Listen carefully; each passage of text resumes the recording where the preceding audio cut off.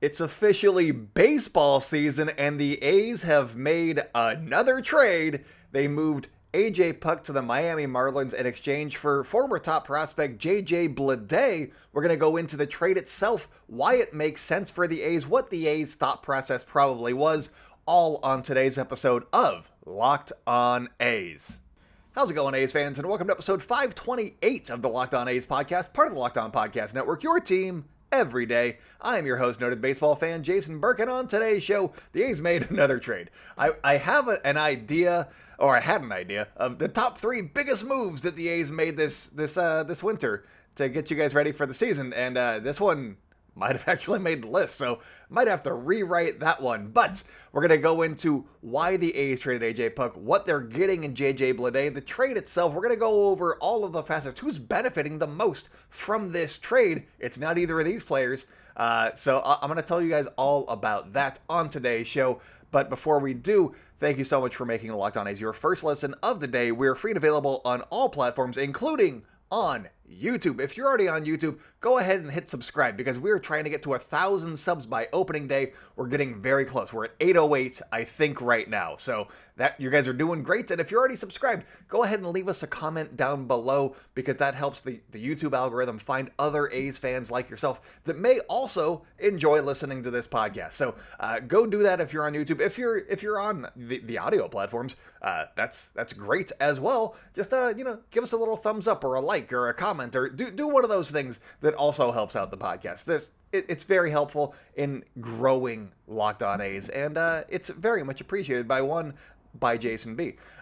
Also, make sure to follow us on social media at Locked On A's on Twitter and Instagram. I'm at by Jason B on Twitter. Check out Inside the A's for more A's news, insight, and analysis coming your way. When A's news happens, it's at Inside the A's. I have already written 2 pieces about this trade, so if you're waiting for the podcast, sometimes I gotta wait until the baby is asleep, or sometimes he's already asleep, and then I can't. So Inside the A's is a great place to check out until you can listen to the podcast and see what I look like and feel my energy about something when it happens. Because I don't have the energy when I write. I have the energy when I speak, and that's what we're doing here. So let's speak about this deal. The A's traded AJ Puk for JJ Bleday. It is the A's drafted Puk in 2016, 6th overall. The Marlins drafted JJ Bleday 4th overall in 2019. So that's a fun little wrinkle to this trade. Obviously, Bleday is a little bit younger. They were both coming out of college. Bleday was Vandy. He's a Vandy boy. And AJ Puk is from the University of Florida. He's going back to the state of Florida and also reuniting with former A's teammate Jesus Luzardo. They are good friends, so that's good. I'm happy for them in that regard. So yay. Puk in 2022 had a solid stat line. Let's just dive into what the A's are giving up here real quick. He was 4-3 in 66 and a third innings pitch. He had a 3.12 ERA, a 3.69 FIP. He struck out 10.3 per 9. He walked 3.12 per 9. Good stats. Those are great. I mean, not great. They're good stats. It's a good stat line. I think he had 0.3 wins above replacement. So not a huge, for that stat line, not a great WAR, but whatever. The projections on him for 2023 have him ranging between a 3.50 and a 3.71 ERA on Fangraphs. The league average last year was a 3.86 ERA. So he's projected to be a little bit closer to league average. Not necessarily not shutdown reliever, but solid reliever that he was. He's going to be more of a league average lefty coming out of the bullpen. He had 4 saves in 9 opportunities. And if you watch A's baseball in 2022, you saw him, kind of blow some games. There's a big game against the White Sox. Austin Pruitt got the start. He held the White Sox. It was a spot start for Austin Pruitt. He was amazing. I thought he was going to go 2 innings. He went 5 hitless, and he allowed no hits, 5 innings. The A's are winning that game, I believe, 3-0 going into the 9th, and AJ Puk just blew it. So that one seemed to last in a lot of A's craws. It's up here for a lot of us still, and so he got the opportunity to close. He didn't rise to that occasion, and so maybe that's where the A's are maybe he could be a starter, but that's going to take a lot more time and resources and some injury luck to make sure that he stays healthy so that he can start. And they didn't feel like they were into that game. He still has 4 years of control left, team control. So the Miami Marlins are getting a guy who has some good upside. He could be a starter. They also have a lot of pitchers already. So that's something. He allowed just 3 of his 17 bequeathed runners, the runners that he left on base for the next reliever, 3 of his 17 bequeathed runners scored to inflate his ERA a little bit. That's 17%. That seems low. That seems fairly low because the guys that were left on for him, he allowed 7 of the 22 runners that he inherited, and that is a rate of 31.8%. So if he was getting the runs allowed that he left for other guys at the same rate that he was allowing them, you had 3 more runs to his ERA. That is a 3.54 ERA. That is roughly what he is projected to have next season. And so that is something that I think that the A's might be considering. Is he got a little bit lucky. The stats look kind of nice right now. And obviously the team, the front offices look at this stuff, but this is something from a fan perspective you might not look at in general. And he could have had almost a half a run higher ERA if he didn't get a little bit lucky in what happened with the runners that he left on base. So that's something that I thought was interesting. And I'm going to touch on that again in the next segment with who I think benefits the most from this trade. But let's talk about JJ Bleday for just a minute here. He is 25 years old. He's a lefty bat. The A's always need more lefty bats for some reason. It feels like they always go righty heavy. And now they got JJ Bleday, and he's a lefty bat. He can play all 3 outfield spots, roughly league average.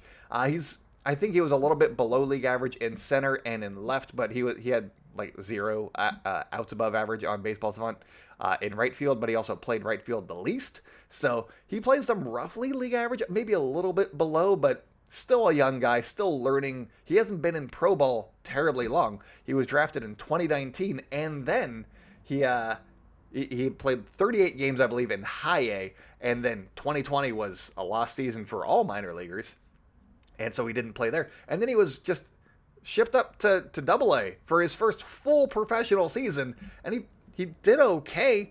He hit but it wasn't outstanding numbers that necessarily needed him to get advanced. He did play fairly well in the Arizona Fall League in 2021. He walked nearly as many times as he struck out. I think he walked 20 times. He struck out 23 times. He hit for a much higher average than he had been. He'd been hitting 212, I believe, with a good on base. But in the Arizona Fall League, he seemed to have turned a corner and hit for average and had the on base. He was a good player in the Arizona Fall League in 21 games or whatever it was.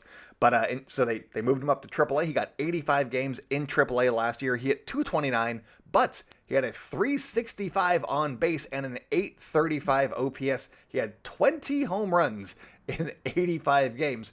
So, I mean, if you just extrapolate that over the course of a full season, he's a 40 home run guy, you guys, obviously. He does strike out a little bit. Not an insane amount. I think he's striking out 27.1% in AAA, if memory serves. So he strikes out more than the A's generally like right now. They've been going for 20 and under in general. There's been a couple of additions that are 22%, but they're trying to get guys that don't strike out on the upper end of the 20s. And also hitting a lot of guys that strike out in the 15% range. So that's something that they might want him to work on a little bit. He also has a little bit of time at the big league level. He played 65 games with the Miami Marlins. He hit 167 with a 277 on base. His walk rate was still amazing. I think he walked 12% of the time in the big leagues. So that plate discipline is fantastic. Reminiscent of Derek Barton a little bit, but he's got a little bit more pop. I think he's got a little bit more upside that you've already seen. So we'll see what happens there. He also hit 5 home runs, had 10 doubles, and 3 steals. In AAA, he had nearly half of his hits went for extra bases. So that's something to keep an eye on. In the majors, exactly half of his hits went for extra bases. He had 34 hits total. 17 of those were for extra bases. He's kind of an extra base guy, so I like that aspect. The A's don't have a lot of those. They have a lot of contact guys right now. They don't have a lot of extra base guys right now, And I think that this is an interesting addition to the A's roster. He's 25. So some people are like, oh, he's 25. He should be, an all-star. He should be, in the Hall of Fame already. He's played 233 minor league games. That's like a season and a half of big league ball. That's not a lot of games, you guys. Since he's been, removed from college, that's all that he's had. It's not a lot of development time. Sure, time has passed with COVID and stuff, but that is not development time. And the Marlins really seemed to push him a lot. They were aggressive with his assignments, and I'm wondering if maybe he's taken a little bit longer to develop because they didn't take the time that he needed in order to develop and master a level before advancing him. And so from that regard, I'm excited about this trade. Maybe that's something that the A's are seeing is if we give this guy a little bit of time to actually get his feet planted somewhere, then we can move him up. He has 3 options. So he can sit in the minors for a year or 2 if he needs to. I don't think he's going to be there that long by any means, but they can. He has options. That's something that the A's haven't gotten a lot of in recent trades. We thought that Luis Medina might be out of options. He had an extra 4th option year. Christian Pache this season needs to be on the big league roster on opening day and forever, or else he's put on waivers and removed from the 40-man roster because he's out of options. And because of that, I think that Christian Pache is still going to make the opening day roster because the A's don't want to just give him up for nothing. They don't want to lose him to a waiver claim because some team is going to just take him for waivers off the waiver wire, or they could trade him, but his value is not very high right now. If they're going to move on from him, they want to get something for Christian Pache and not nothing for Christian Pache. So I still think that he's at least a 4th outfielder on the A's opening day roster. JJ Bleday gets a little bit of time in the minor leagues to kind of get his footing somewhere, get acclimated to a new organization. He just got traded. There's a lot of stuff going on for him. Plus, he needs to perform at the AAA level. So do that. Bring him up. My guess is that he gets brought up probably mid-season, and I'll talk about why mid-season coming up in just a second. But I saw somebody floating this around, and it was the Marlins are so desperate for bats. Why would they trade a bat for more pitching? He must not be very good. And I mean, that is a take. Yes, it might be a correct take. Possibly. But the Marlins are also bad at developing hitters. So maybe they're just not patient enough. And the A's are like, hey, maybe if we give this guy a sec, he'll actually be really good. He is a former top 20 prospect in baseball heading into the 2021 season. He was the number 69 prospect. Nice. Heading into the 2022 season. He's not a rookie anymore because he exceeded those limits, but he's got some talent, you guys. He's got the pedigree. Maybe he just needs a second. I'm excited about this trade. I'm going to give you more as to who's benefiting from this and why JJ Bleday might be coming up at the trade deadline. So we'll talk about that here in just one sec. Today's episode is brought to you by FanDuel. The midway point of the NBA season is here, and now is the perfect time to download FanDuel, America's #1 sportsbook. Because new customers get a no-sweat first bet up to $1,000. That's just bonus bets back if your first bet does not win. Just download the FanDuel Sportsbook app. It's safe, secure, and super easy to use. Then you can bet on everything from money line to point scores to threes drained. When Steph Curry comes back, just hit the over on threes drained, and you'll probably do okay. I don't know. I don't know what the over-under set at, but Steph Curry hitting threes seems like a slam dunk. Boom! Basketball puns. Doing great. Plus, FanDuel even lets you combine your bets for a chance at a bigger payout with same game parlay. So don't miss the chance to get your no sweat first bet up to $1,000 in bonus bets when you go to FanDuel.com/lockedon. That's FanDuel.com/lockedon to learn more. Make every moment more with FanDuel, an official sports betting partner of the NBA. Welcome back to the Locked On A's podcast. If you guys are enjoying the show, make sure to subscribe wherever you like to hear podcasts. If you're on YouTube, make sure to get those alerts whenever we drop a new episode, because starting this week, we're gonna be daily. It's baseball season officially. Pitchers and catchers report in just a couple of days. If you're excited about just baseball and you want to be more excited about the A's season, I'm the guy to come to. I am excited about the A's. They're going to be better than you think. There's already an episode talking about why the A's will be better in 2023. So go watch that one too. If you're new to the podcast, get excited about some A's baseball. Yeah, they're probably not going to make the playoffs, but they're going to be a lot more fun to watch in 2023 because they've got some decent options right now. They've got a little bit of depth. They're trading some of their depth. I'm intrigued. They just keep adding bats, and to be honest, they need more bats. So they can develop pitching whenever they want. There's a pitcher, put him on the A's, put him in the Coliseum. He'll be great, and then he'll have splits that nobody's ever going to notice. Where he pitches fantastically at the Coliseum and then not so great on the road, and then you can trade him later. So A's baseball, catch the fever. But let's talk a little bit about this trade and who benefits the most from it. I never thought that AJ Puk was actually going to be in the starting rotation, regardless of how many times David Forst said that AJ Puk was going to be vying for a rotation spot in spring training. He's going to be stretched out. He's going to be ready to go. I never thought that was going to happen because he only threw 66 1/3 innings pitched last season, and a starter needs to go roughly 150. So that he's not going to do that many innings. And so you start him in the rotation and then you just don't use him the rest of the year, or you don't start him in the rotation and then his arm contracts a little bit because that's how muscles work. And then you put him in the rotation later. It didn't make any sense. The planning was bad. So I didn't think that he was going to be in the rotation. I thought that he could be like a 2 or 3 inning reliever, and then that could have gotten him stretched out maybe to like 110 innings, let's say.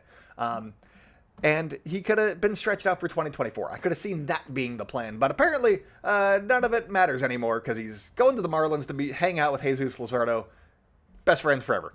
Outside of 2022, AJ Puk had pitched 11 1/3 innings pitched at the big league level in 2019, and then 13 1/3 innings pitched in 2021.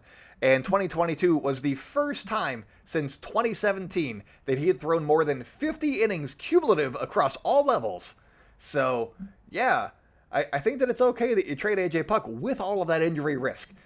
I know that he's gotten better at staying a little bit more healthy, and he's feeling good, but it's a risk. And if you're a rebuilding team and you don't think he's going to be in the rotation, because that's where his upside is in the rotation, you can trade bullpen guys whenever. That's fine. Bullpen guys are fickle. They go up and down all the time. That is like one rule that seems to go for like every form of baseball is you can trade bullpen guys if you're in a rebuild. That's fine. You go get what you can get. So with that in mind, I think that there is one guy that's really benefits from this trade if AJ Puk was 100% in the bullpen, and I think that he was, because he has got James Caprillion and Paul Blackburn as the incumbents in the rotation right now. And then they just added Shintaro Fujinami. Very excited about him. Drew Rucinski, solid guy, should give you all of the starts that you need from the KBO. Interesting. Very excited about what's going on over there. And then they also got some guys that they've gotten in other trades, Ken Walichuk and Kyle Muller. So they've got 6 guys vying for a rotation spot. So there's going to be a starter there that doesn't make it out of those 6 guys. And then there's also JP Sears, who is another lefty. And they just traded a lefty. JP Sears is a pretty good lefty. And he's had some time in the bullpen. I think that JP Sears benefits the most from this trade because now he has a clear path to a spot on the A's opening day roster, and that is going to be filling in for AJ Puk. It might be a different kind of a role, but the A's don't necessarily need the sort of high leverage guy that AJ Puk was. They could use the guy that can give them more length out of the bullpen in certain situations, and that's JP Sears. And I think that that's a good trade-off to have, honestly. AJ Puk wasn't going to be closing games this year. They already have, Trevor May, he could be a closer. Danny Jimenez, he was the closer last year. Zach Jackson, he closed some games. They got this guy Chad Smith in a trade with the Rockies. I'm excited about him. I think he could be closing games by the end of the year because I'm very excited about that slider because that thing gets whiffs. Check out Inside the Ace. I wrote a whole piece about Chad Smith and his slider and why I'm excited. So go check out Chad Smith. Get excited about Chad Smith. You've never heard of Chad Smith except for the drummer from Red Hot Chili Peppers. It's not him. It's a different guy. He plays baseball. He's got a good slider. Check it out. But Sears, here's the thing with JP Sears. 4 of the 7 runners that he left on base for the next reliever, his bequeathed runners, came around to score. That's over 50% of the runners that he left on base came around to score.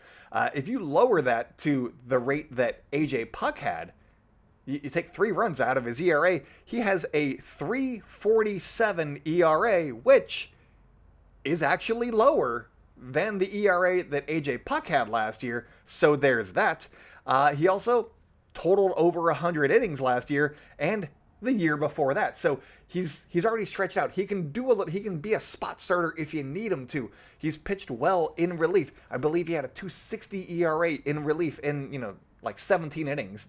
But his strikeout rate was better. His walk rate was fine. His whip was like 0.808, I believe. So under 1 as a reliever. He's a solid reliever, you guys. And I think that the A's may have actually gotten a boost by removing not by removing AJ Puk solely, but by removing AJ Puk and potentially replacing him with JP Sears. I think that is a good move for the A's. It's a slight move, but it's a good move. I think that they're going to be more versatile. The other guys in the bullpen should be a little bit more rested because JP Sears can go a little bit longer. How often he can go is going to be a question, so we'll have to keep an eye on that. But I like this move from the giving JP Sears a spot on the big league roster point of view. So there's that. Coming up, I'm going to be talking about JJ Bleday and why we're going to be seeing him at the trade deadline. So stay locked in, you guys. Today's episode is also brought to you by Built Bar. Looking for a delicious treat, but you don't want all of the fat and the calories? Then you gotta try a Built Bar. What makes Built Bar so good? Well, for starters, they're covered in 100% real chocolate. Do you need anything else? It's just real chocolate everywhere on this bar. They are so tasty, and they come in unbelievably flavorful flavors like churro, peanut butter brownie, and coconut almond. I'm not sure how they do it, but these bars taste like a candy bar, and they also maintain amazing macros. And what's even better is that they are healthy for you. Only 130 calories, 4 grams of sugar, and a whopping 17 grams of protein. That's a lot of protein. I've looked at things like the oatmeal that I eat every morning. It does not. I need to have like 3 bags of oatmeal to get that in a protein-packed oatmeal. I need 3 bags of oatmeal. I could just have a Built Bar and be fully satisfied. So there's that. Have Built Bars, not oatmeal. Taking shots of big oatmeal right now. And if you don't want to wait around to get a box, then there's other ways to get them. You can go to your local Walmart or your local Sam's Club. That's right. You can head to the nearest Walmart today, walk to the pharmacy section and grab yourself a box of Built Bars. You can pick up a 4-bar box of cookies and cream, double chocolate, or coconut puffs if you're closer to a Sam's Club, because who isn't? Sam's Club is everywhere. Run in and grab a 13-bar box of their hit flavors brownie batter and churro. You can thank me later. Welcome back to the Locked On A's podcast. If you guys are enjoying the show, make sure to subscribe wherever you like to hear podcasts. Follow us on social media at Locked On A's on Twitter and Instagram. I'm at ByJasonB on Twitter. Check out Inside the A's for more A's news, insight, and analysis. Coming your way whenever A's news happens. It's at Inside the A's. There you go. Boom. So why will we be seeing JJ Bleday halfway through the season? I think that it's a fairly simple point on this one. Let's talk just briefly. A couple more things about JJ Bleday. His walk rate has been great. 16.3% in AAA, 12.6% in the big leagues. His K rate was a little bit high, 27% in AAA, 28.2% in the big leagues. When not facing the shift, this is an interesting stat, I think. When he didn't face the shift, and the shift is, again, banned, it's outlawed, it's finito, it's finished, that's exaggerations. Teams are going to figure out a way to still be able to kind of shift, but there's going to be some rules in place where you have to have 2 guys on either side of the infield on the dirt, blah, blah, blah, blah, blah. So it's going to be a little bit easier to get some balls through. Well, that's one. But when he wasn't facing the shift last season, he had a 331 weighted on base, which is roughly 85th in baseball. And that was tied with the likes of Sean Murphy and Matt Chapman. I'm just saying, there might be some upside here, you guys, when he's not facing the shift, and he's not going to be, so I'm intrigued. My guess is that the A's start him in AAA because Pache is out of options. That just makes the most sense. JJ Bleday has options. Why give up Christian Pache to bring up Bleday if you don't have to initially? Let Pache at least rebuild some of that value, or make him a part of the team. One of those two. I still like Christian Pache. He plays just stellar defense. He's a generational defender, and I want to see his bat develop a little bit. We'll see if it can. I just want to give him a little bit more time. That's all I'm doing. JJ Bleday needs some more time in the minors anyway, so I don't think that anybody's getting hurt in this regard here. But I think that another guy who was also good without facing the shift last season, Seth Brown. He was basically Freddie Freeman. There we go.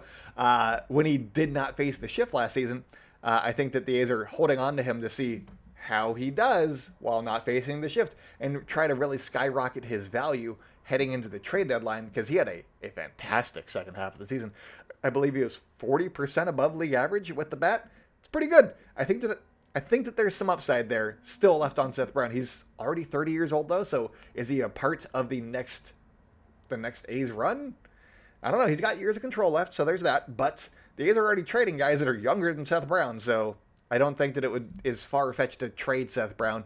But maybe he's the kind of guy that they could just extend, because he's not going to cost like a ton of money, but because he's kind of a platoon guy still. He ranks against righties, not as good against lefties. I believe he's 20% better than league average against righties, 40% below league average against lefties. So there's some stuff there, but I think that they're going to try and see what Seth Brown's trade value looks like at the trade deadline, probably end up trading him, and then JJ Bleday, another guy that plays left field and is a left-handed bat, probably just takes over that spot. That's what I see happening. As of right now, we are still days away from pitchers and catchers reporting, but that's how I see it shaking out.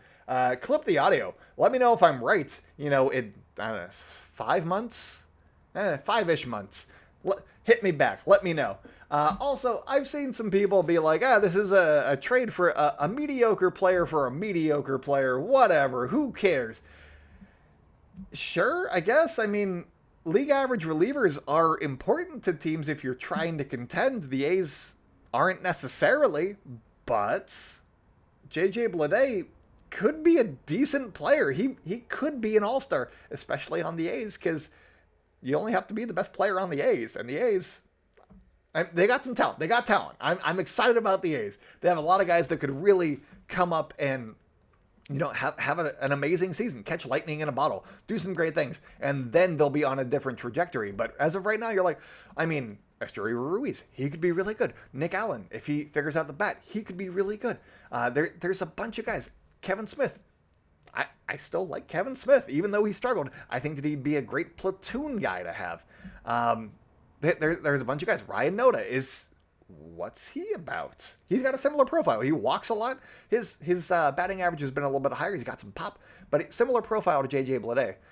And I'm intrigued by a lot of the guys on this roster. Dermis Garcia, if he can not strike out 44% of the time, I think that he can be a viable big leaguer. So let's see what happens with him. There's a lot of guys on this roster that are very intriguing, and we're going to be talking about them a lot over the coming months and maybe even years. We'll see. So if you like A's baseball, or you like, just being excited about baseball and having some passion behind the microphone, make sure to subscribe to the podcast. We're here a lot. It's every single day. Well, okay. Monday through Friday during the season, you guys. And as I said on the last podcast, my babysitter had eye surgery, so they are still recovering. So I'm going to be trying to get every day right now. But once they're recovered, and it should be like a week until they're recovered, so it's not going to be very long. But once they're recovered, I can record whenever I want to, and I'm going to be doing it every single day because A's baseball is exciting. I love baseball. I'm excited. It is now baseball season, and who doesn't love baseball? I mean, if you're listening to this, you certainly love baseball. So that's it for me today, guys. Thank you so much for making the Locked On A's your first listen every day. On the next episode, I'm going to be going over the 3 biggest moves that the A's made this offseason. I might touch on this one even though we just did a full breakdown of this trade. I might touch on it and like, oh, this is another one.